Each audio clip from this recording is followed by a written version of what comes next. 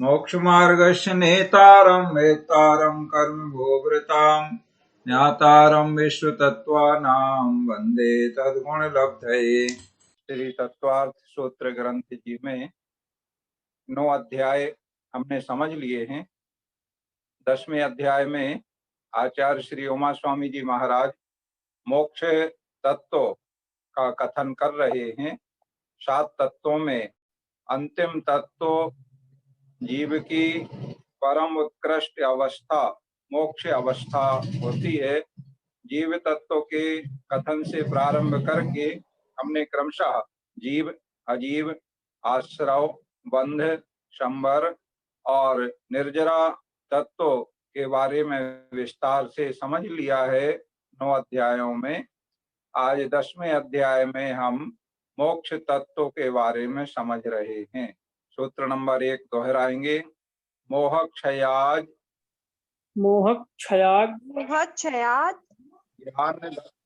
ज्ञान दर्शना वर्णांतराय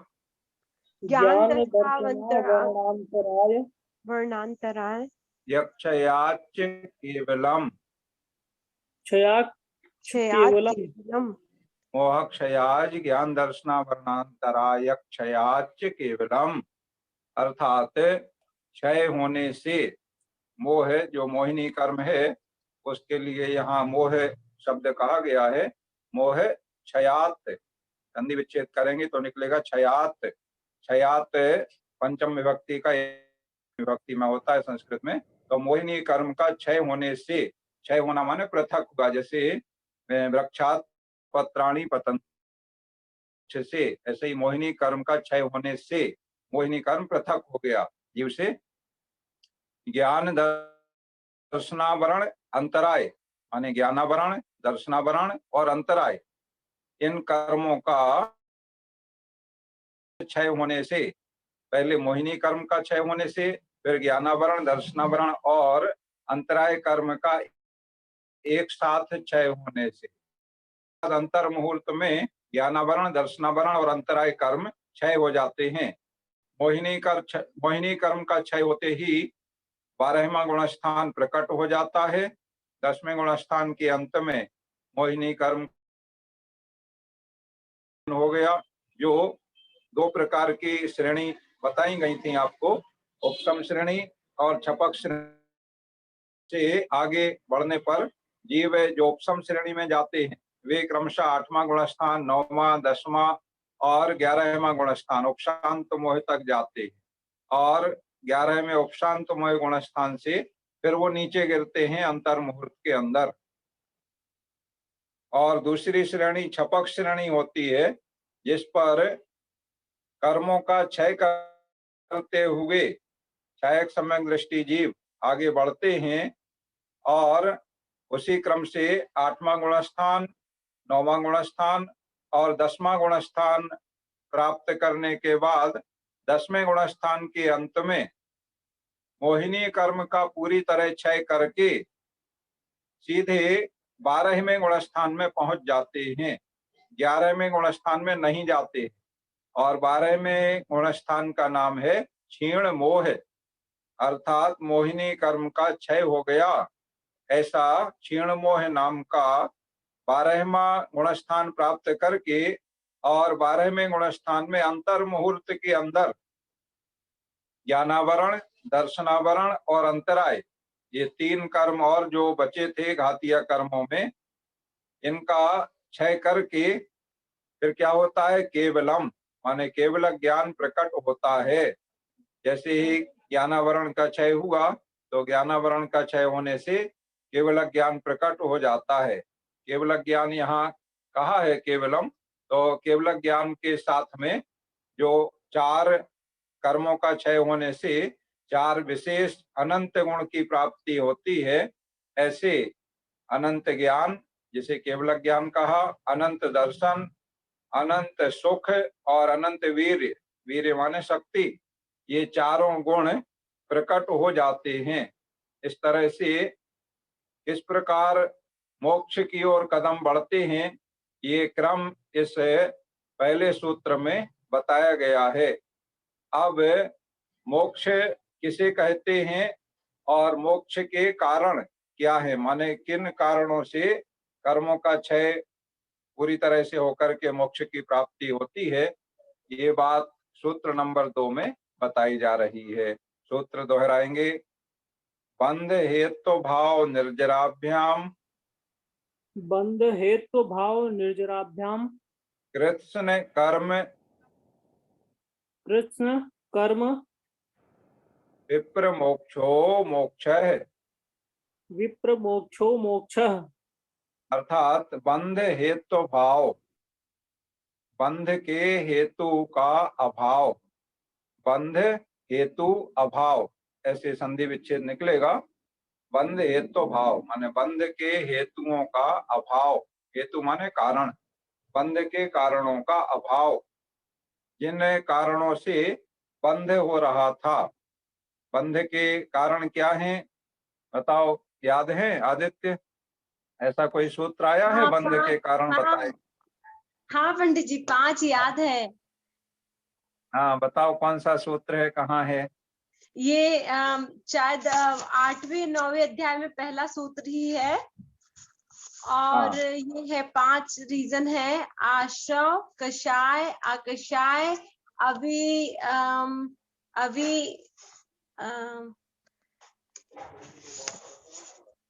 कषाय, आकषाय। आपने जगह तक पहुंचने की कोशिश की है। ये 8वें अध्याय का पहला सूत्र है। मिथ्या अविरति प्रमाद कषाय योगा बंध हेतवा। अर्थात मिथ्या दर्शन, अविरति, प्रमाद, कषाय और योग, ये 5 बंध के कारण हैं। इन 5 कारणों से कर्मों का बंध होता है। बंध के कारण हैं, इनका अभाव। देखो मिथ्यात्व तो चला गया, मिथ्यात्व जाने से चौथा गुण स्थान हो गया सम्यक दृष्टि जीव, ठीक है। इसके बाद अविरति चला गया तो विरति हो गए। इसके बाद प्रमाद चला गया, छठवें गुण स्थान तक प्रमाद रहता है, तो 7वें गुण स्थान में अप्रमत्त अवस्था हो गई।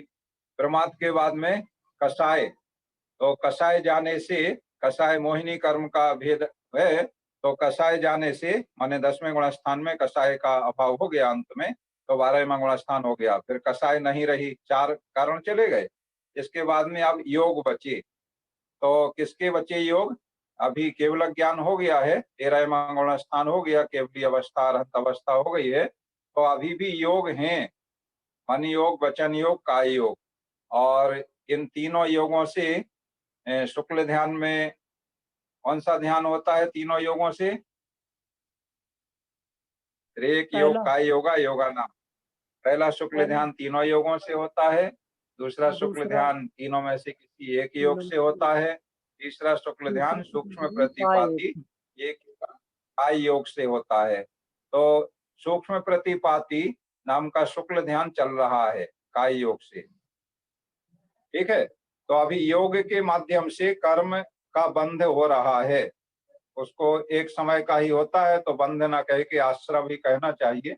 आश्रव होता है अर्थात कर्म आते हैं और जाते हैं, स्थिति का बंध नहीं होता है, क्योंकि स्थिति का बंध कषाय के माध्यम से होता है, इसलिए स्थिति और अनुभाग नहीं होता है, यानी उनका कर्म का फल उदय भी नहीं होता है, आते हैं और जाते हैं, ऐसा ना स्थिति है ना अनुभाग है। तो इस प्रकार का 13वें गुण स्थान में चल रहा था। अब 14वां गुण स्थान हुआ, तो योग जो जिसके कारण से आश्रव बंद हो रहा था, उन योगों का अभाव हो गया, तो 14वां गुण स्थान हो गया अयोग केवली। और अयोग केवली में बहुत ही अल्प काल तक जीव रहता है। अयोग केवली गुण स्थान का समय कितना है आपको पता है? अयोग केवली गुण स्थान 14वें गुण स्थान में कितने समय रहता है जीव? नहीं पता? नहीं पता। हाँ, तो हम बता रहे हैं, अब आप याद रखना और कभी नहीं भूलना, ठीक है। अयोग केवली गुण स्थान का समय होता है, हम हिंदी की वर्णमाला पढ़ते हैं, उसमें स्वर जो रहते हैं, स्वर में भी 2 प्रकार के स्वर होते हैं, 3 प्रकार के होते हैं ऐसे, ह्रस्व, दीर्घ और प्लुत। तो प्लुत का ज्यादा उपयोग नहीं होता है, ह्रस्व और दीर्घ का उपयोग हम लोग करते हैं। तो उसमें जो ह्रस्व स्वर होते हैं 5, आ, ई, उ, ऋ, लिर, ये 5 ह्रस्व स्वर कहलाते हैं। इनके उच्चारण करने में जितना समय लगता है उतना ही समय है 14वें गुणस्थान का, बस इतनी देर रहते हैं 14वें गुणस्थान में। तो बंध के कारणों का अभाव हो गया, 14वें गुणस्थान में बंध का एक भी कारण नहीं है। ठीक है। इसके बाद निर्जराभ्याम, निर्जराभ्याम मतलब कर्मों की निर्जरा से, जो कर्म पहले से जिनका बंध हो चुका था वे कर्म जीव के साथ में लगे हुए थे, तो अभी क्या कर रहे हैं, ध्यान कर रहे हैं। सूक्ष्म क्रिया प्रतिपाती और व्युपरत क्रिया निवर्ती, ये जो शुक्ल ध्यान का तीसरा और चौथा भेद है, ये ध्यान चल रहा है। तो इस ध्यान से कर्मों की निर्जरा होती है, ध्यान करना तप है। तो एक तो बंध के कारणों का अभाव हो गया, तो नया बंध नहीं पहले की। इस तरह से कृष्ण कर्म विप्र मोक्षो मोक्षा, समस्त कर्मों का अत्यंत अभाव हो गया। अब कोई भी कर्म शेष नहीं है, बस इसी को कहते हैं मोक्ष। विप्र मोक्षो मोक्षा माने समस्त कर्मों से मुक्ति हो गई, समस्त कर्मों का अभाव हो गया, इसे मोक्ष कहते हैं। यही मोक्ष है। मोक्ष कोई विशेष स्थान का नाम नहीं है, कर्मों का अभाव हो जाना, इसी को मोक्ष कहते हैं। तो ये दो कारणों से होता है, पहला कारण शंबर और दूसरा निर्जरा, जिसका वर्णन 9वें अध्याय में किया गया है। शंबर के लिए यहाँ दिया बंध के हेतुओं का अभाव, माने बंध के कारणों का अभाव होगा, यानी शंबर हो गया, बंध नहीं हो रहा, आते हुए कर्मों का आना रुक गया, माने शंबर हो गया।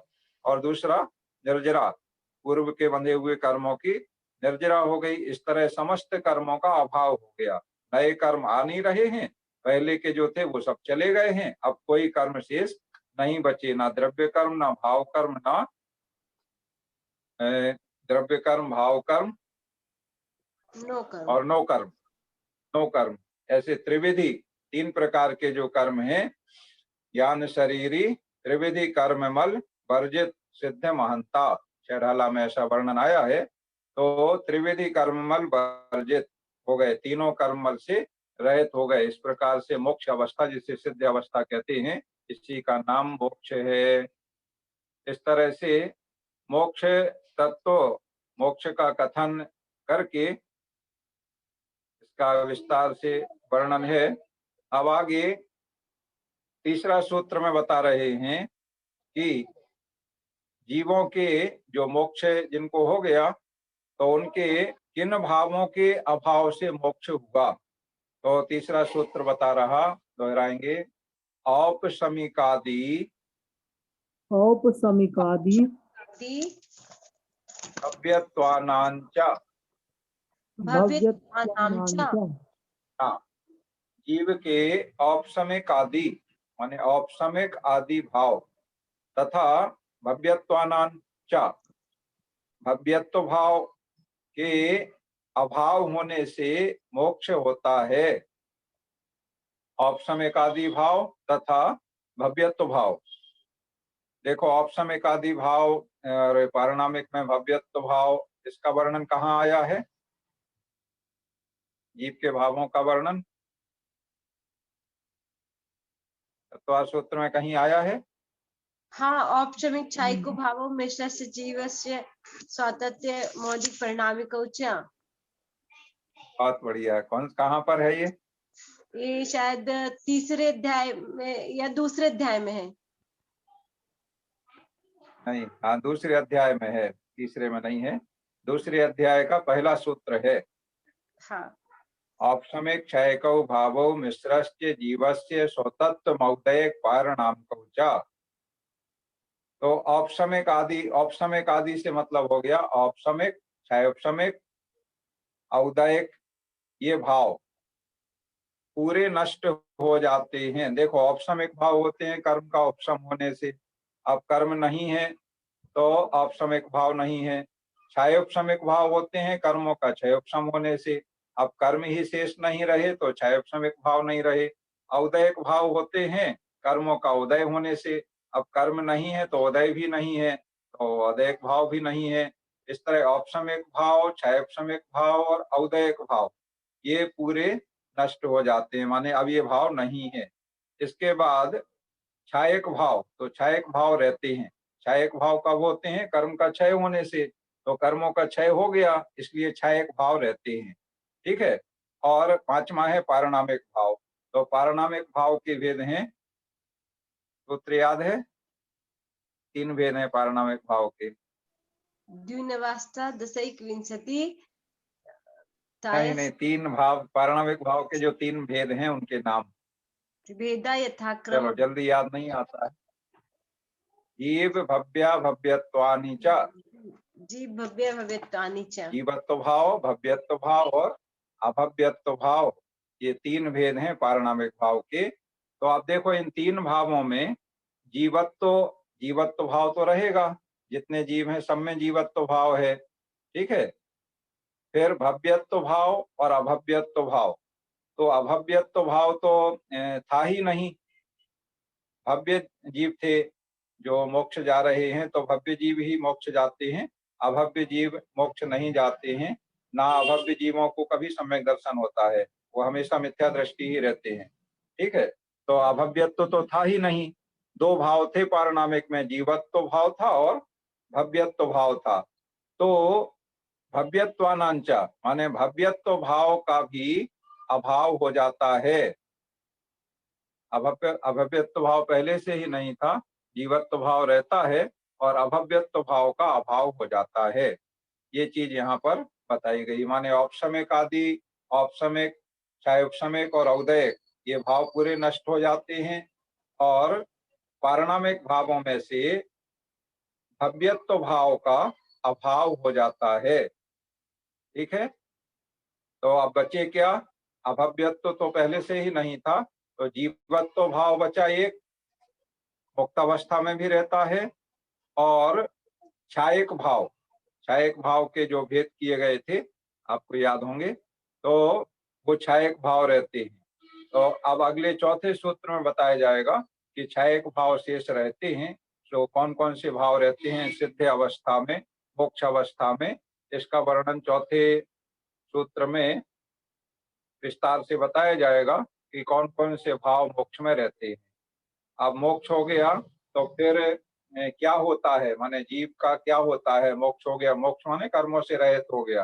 फिर क्या होता है, कहाँ जाता है, कैसे जाता है, ये वर्णन आगे चलेगा चौथे सूत्र से। तो अभी आपके कुछ प्रश्न जिज्ञासा है तो आप समाधान कर लें और पाठ सुना दें।